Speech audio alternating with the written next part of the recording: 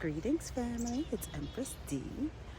I'm at my favorite nature space as usual. I hope everybody is well, honestly.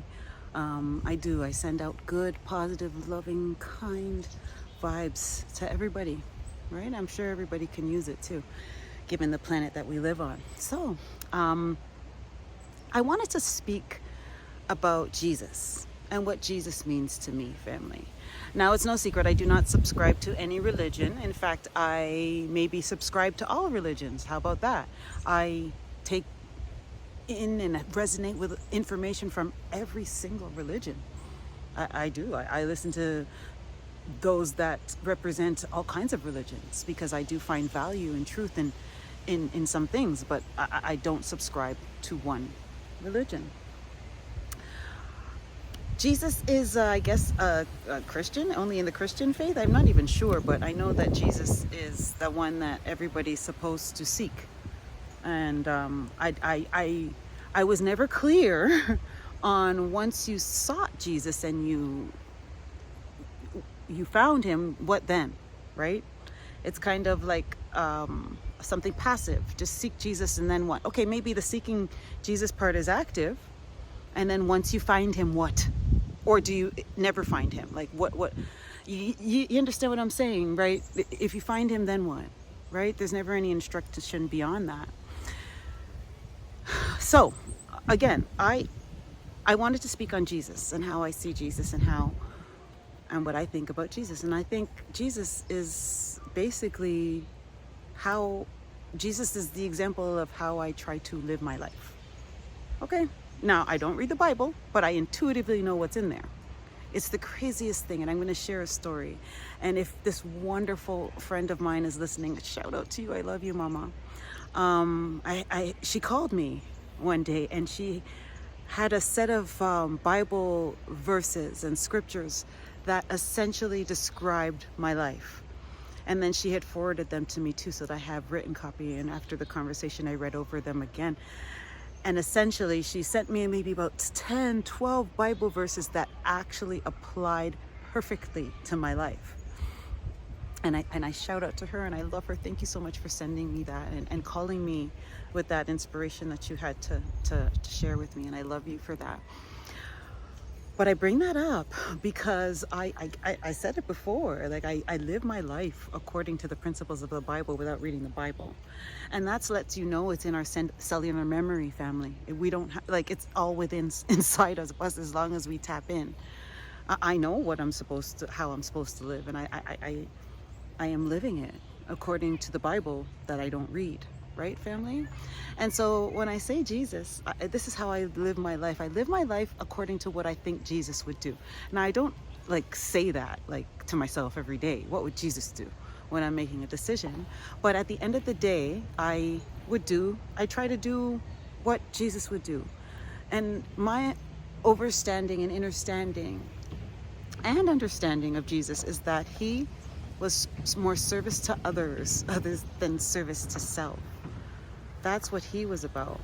He was about looking at someone's character and not their material possessions, right? Jesus. So again, I'm not going to sit out and reel off all of the qualities of Jesus, but I think we're all familiar in that he was a selfless human being that tried to be fair and just and was disciplined and stood by his word, right? He also knew who he was. And so that's what I try to do instinctively, intuitively, without researching it, family. It's about, we all know it inside, right? And I think that's the whole thing. They always want us to rely on forces outside of us in order to manipulate and control us. Because if we all were governed by our intrinsic values, how would they be able to manipulate our behavior, right? And our perception and our thoughts. So family, it's deep. It's really deep. But that's my view on Jesus. I think Jesus was an example for us to use to live our lives by. And I think that all those stories in the Bible of what Jesus did and his works were an example of what we're capable of if we tap in to who we really are. And it's that simple. And I don't know how that's received, because I shared it with another wonderful friend of mine. Shout out to you if you're listening. I love you.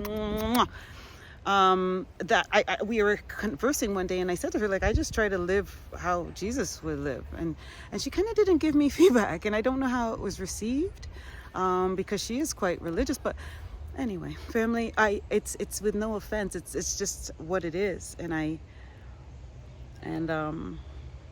Yeah, take it how you want to take it, right? So you have free will to take it with a grain of salt, or take in the meat and spit out the bones. I'm a vegetarian, so that doesn't apply to me. But anyway, family, that's what's up. So that's my view on Jesus. I think he was an example of how we should be, right? And that's what's up. And it's not that complicated.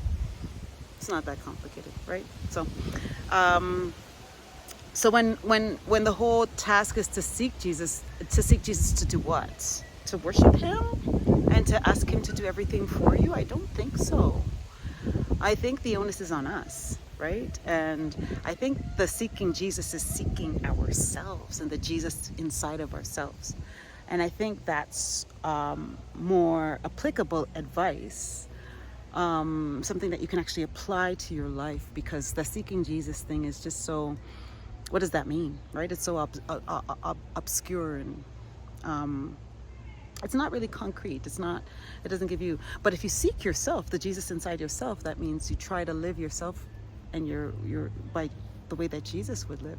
I think it's there's a blueprint. It's pretty foolproof, and it's pretty easy, right? I at least I see it that way. Maybe it's just the way that my neurodivergent brain functions. But to me, it's simple. It's simple. Just be like how Jesus would be. How would you want to be treated in this situation?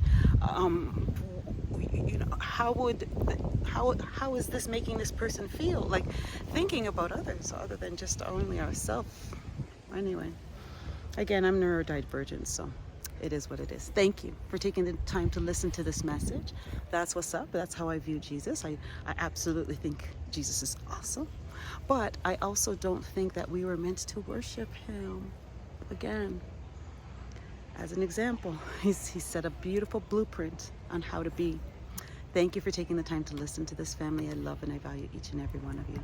Please get out in nature. One love.